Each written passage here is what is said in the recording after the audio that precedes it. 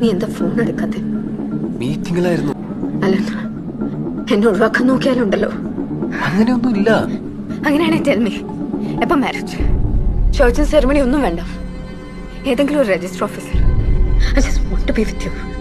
റിലേഷൻഷിപ്സിൽ insecure ആവുക എന്നത് തികച്ചും നോർമലാണ്.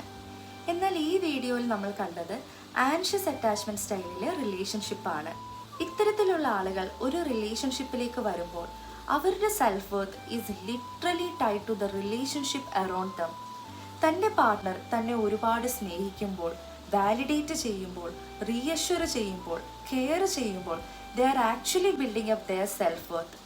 എന്നാൽ ഈ പറഞ്ഞ കാര്യങ്ങളിൽ എന്തെങ്കിലും ഒരു ചെറിയ കുറവുണ്ടാകുമ്പോൾ ഇത് ഇവരുടെ സെൽഫ് വർത്തിനെ തന്നെ വളരെ മോശമായിട്ട് ബാധിക്കുകയും ചെയ്യും.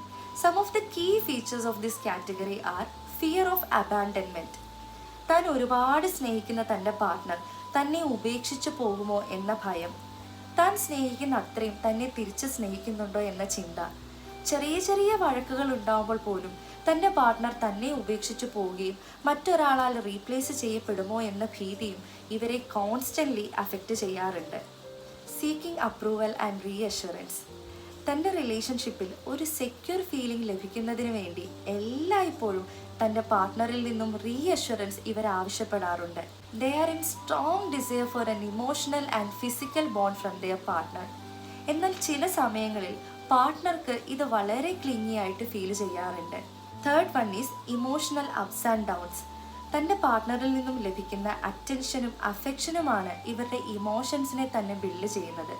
ചെറിയ ചെറിയ കാര്യങ്ങളിൽ ഒരുപാട് സന്തോഷിക്കുകയും മറ്റെന്തെങ്കിലും കാരണത്താൽ തൻ്റെ പാർട്ട്ണർ ഡിസ്റ്റർബ്ഡ് ആയിരിക്കുമ്പോൾ താൻ കാരണമാണോ, അല്ലെങ്കിൽ താൻ ചെയ്തതോ പറഞ്ഞതോ ആയ എന്തെങ്കിലും കാരണങ്ങൾ കൊണ്ടാണോ, അല്ലെങ്കിൽ നമ്മളുടെ റിലേഷൻഷിപ്പിൽ എന്തെങ്കിലും പ്രശ്നങ്ങൾ സംഭവിക്കുന്നുണ്ടോ, ഇങ്ങനെ ഒരുപാട് ഓവർ തിങ്ക് ചെയ്ത് ഓവർ അനലൈസ് ചെയ്ത് ഒരുപാട് ഇമോഷണൽ ഫ്ലക്ച്വേഷൻസിലൂടെ ഇവർ കടന്നു പോകാറുണ്ട്. And the last point is high sensitivity to rejection. തൻ്റെ പാർട്ട്ണറിൽ നിന്നും നോ കേൾക്കുവാൻ ഇവർ ഒരിക്കലും ആഗ്രഹിക്കുന്നില്ല. ചെറിയ ചെറിയ ക്രിറ്റിസിസം അല്ലെങ്കിൽ ചെറിയ കാര്യങ്ങളിൽ ഒരു നോ പറയുമ്പോൾ പോലും ഇവർ വളരെയധികം അസ്വസ്ഥരാവുകയും ആ കാര്യങ്ങൾ പ്രോസസ്സ് ചെയ്യുവാൻ, അക്സെപ്റ്റ് ചെയ്യുവാൻ പറ്റാത്തൊരവസ്ഥയിൽ എത്തിച്ചേരുകയും ചെയ്യാറുണ്ട്. So this is all about anxious attachment style in a relationship. Thank you.